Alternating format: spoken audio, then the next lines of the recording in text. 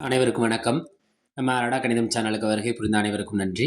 நம்ம அடடா கணிதம் சேனல்ல டிஎன்பிஎஸ்சி கணக்குகள் பத்தி பார்த்துட்டு இருக்கோம். இந்த போட்டித் தேர்வுல கேட்கப்பட்ட முந்தைய ஆண்டுகளுக்கான கணக்குல 2014வது வருஷம் போஸ்டல் அசிஸ்டன்ட் எக்ஸாம்ல கேட்கப்பட்ட ஒரு கேள்வி. 1 கிலோ சோளத்தோட விலை 25% உயர்ந்ததால் அதோட விலை 10 எனில், அந்த அதிகரித்த விலை எவ்வளோ? 10 எனில் 1 கிலோ சோளத்தின் புதிய விலை என்னவா இருக்கும்?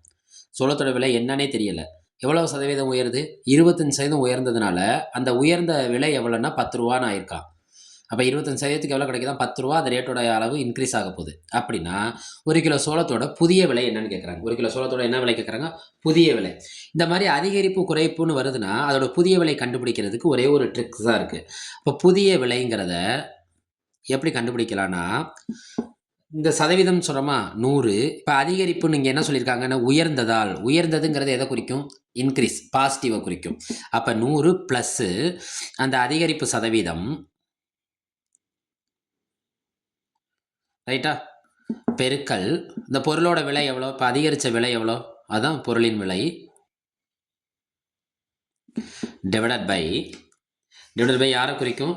எவ்வளவு பர்சன்டேஜ் அதிகரிச்சிருக்கு, அந்த அதிகரிப்பு சதவீதம். இங்கே என்ன எழுதுகிறோமோ அதே தான். இங்கே ப்ளஸ் ஏன் போகிறோம்னா இது அதிகம்னு சொல்கிறதுனால இங்கே என்ன செஞ்சுக்கிறோம்? ப்ளஸ் போட்டுக்கிறோம். ரைட்டா? இப்போ கணக்குக்குள்ளே போவோமா? 100 ப்ளஸ் அதிகரிப்பு சதவீதம் எத்தனை பர்சன்டேஜ் உயர்ந்திருக்கா? 25%. அப்போ 25 பெருக்கல் பொருளோட விலை அவங்க எவ்வளோ சொல்லுங்க? அதிகரித்த விலை எவ்வளோ? 10 டிவைடட் பை எத்தனை பர்சன்டேஜ்? 25.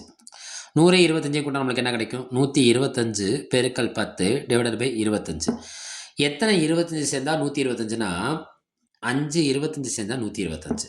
அப்போ நம்மளுக்கு என்ன இருக்குது? 5 பெருக்கல் 10, 1 10 10, 2 10 20, 3 10 30, 4 10 40, 5 10 எவ்வளோ குறிக்குன்னா 50. அப்போ பொருளோட இப்போ புதிய விலை என்னவா இருக்கும்னா ரூபாய் 50. பொருளோட புதிய விலை எவ்வளோ? ரூபாய் 50.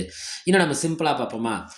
என்ன இப்போ இங்கே கொடுத்துருக்க கான்செப்டை நம்ம கணக்காக இல்லாமல் இன்னும் கொஞ்சம் சிம்பிளாக பார்ப்போம். 1 கிலோ சோளத்தோட விலை 25% உயர்ந்திருக்கு. 25% உயர்ந்திருக்குன்னா அது எவ்வளவு குறிக்குதுன்னா 10 ரூபாயை குறிக்குதுன்னா, அப்போ 100ல் 4ல் ஒரு பகுதி தான் 25%.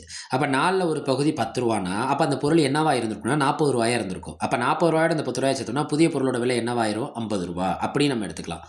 இப்போ இதுக்கான விடை என்ன? 50 ரூபா.